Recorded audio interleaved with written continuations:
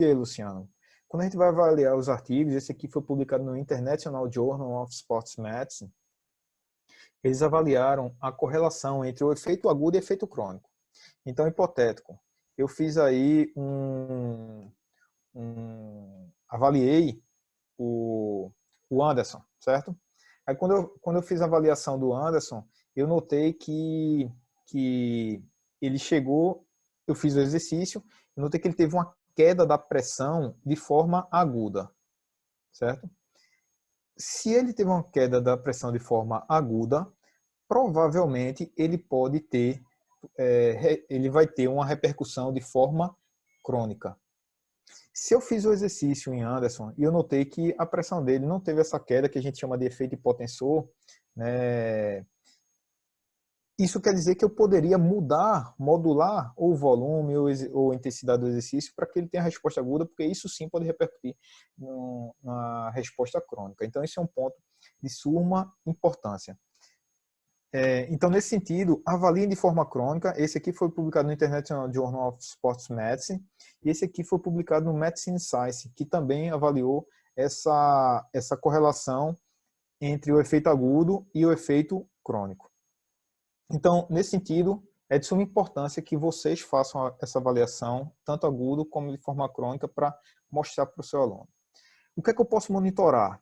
De antemão, eu já falo, se, no caso, se for algo que possa colocar o aluno em risco, obrigatoriamente você precisa avaliar. A frequência pode colocar o aluno em risco? Sim. Então, obrigatoriamente, se você pretende trabalhar de forma coerente com o cara, você tem que avaliar. A pressão arterial pode colocar? Sim. Então, obrigatoriamente você pode controlar. Obrigatoriamente você tem que controlar. Você tem outros fatores também que podem ser paralelos que você pode controlar justamente para o marketing. Então, a gente tem alguns exemplos aí, ó. Exames de bioquímicos. Oi. Fala. Tem alguém falando aí?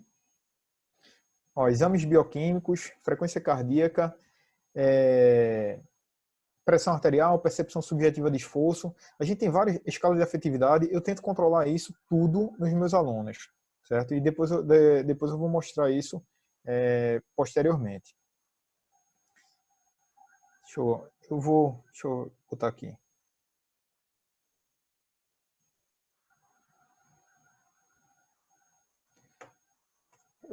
Depois, Anderson, eu posso abrir a planilha e mostrar normalmente como é que eu faço isso na prática, tá?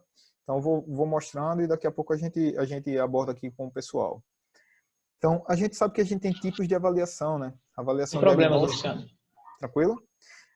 Avaliação diagnóstica, formativa e somativa.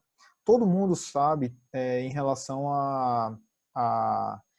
durante a graduação, que a gente tem esses 3 tipos de avaliação.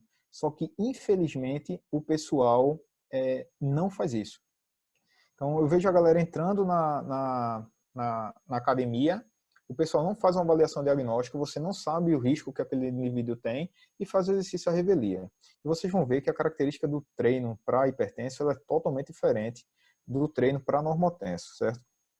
Inclusive, eu dou as disciplinas de prescrição de exercício na pós e na graduação. E o que eu prezo muito para hipertrofia, emagrecimento, ela é bem diferente para o treinamento para hipertenso. Só que uma coisa que você precisa ter em mente. Está com aluno hipertenso, o foco é redução da PA. O foco, o emagrecimento, tudo isso aí, ela vem com o decorrer do tempo, tá? Mas o foco é, primeiro, não matar, segundo, reduzir PA, tá?